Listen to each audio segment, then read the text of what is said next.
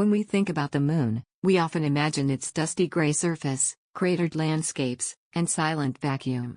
But for the astronauts who actually walked on it, the moon had an unexpected and striking quality: a smell. According to NASA astronauts from the Apollo missions, moon dust, the fine powder that clung to their suits and gear, smelled strongly of burnt gunpowder once they returned to the lunar module and removed their helmets. This peculiar scent was reported by several Apollo astronauts, including Buzz Aldrin and Harrison Schmitt, who described the smell as acrid, metallic, and similar to spent gunpowder or the air after a fireworks show. But how could the moon have a smell, especially in the vacuum of space where scent molecules can't travel? The key lies in lunar regolith, the moon's surface material made up of crushed rock, micrometeorite debris, and volcanic fragments. This dust is incredibly fine, almost like powder, but also sharp and clingy due to its jagged edges and lack of atmospheric weathering. When astronauts ventured outside their lunar modules, moon dust would coat their suits, boots, and equipment. Upon re-entering the cabin and repressurizing the spacecraft, the particles mixed with cabin air, releasing volatile molecules that created a distinctive smell. Scientists believe that chemical reactions may have occurred between the oxygen-rich air in the cabin and the moon dust, which had been exposed to solar wind and cosmic radiation for billions of years. This exposure likely altered the surface properties of the dust particles, making them highly reactive when suddenly introduced to an oxygenated environment. Interestingly, no one has been able to recreate the moon's smell on Earth. Once lunar samples were sealed and brought back to NASA labs, the distinctive scent vanished.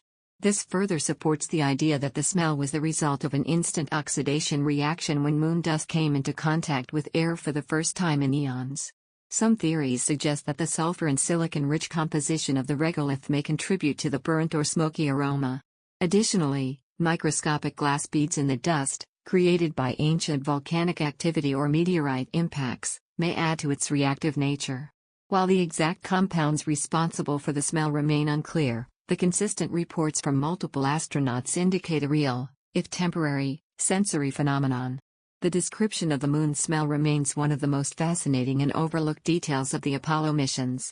It reminds us that space exploration is not just visual and technical, it's also deeply sensory. The smell of burnt gunpowder on the moon is a small but powerful connection to a world that, for most of us, will always remain out of reach. This strange and pungent scent isn't just trivia, it's a clue to the moon's complex chemical makeup and the potential challenges future astronauts may face during long-term lunar missions.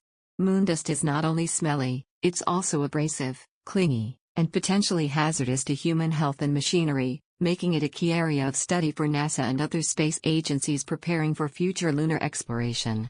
As we prepare to return to the moon through the Artemis program, understanding every aspect of lunar material, including how it smells, will help make future missions safer and more informed. For now, though, we can marvel at one of the moon's most unexpected traits: a scent straight out of a battlefield.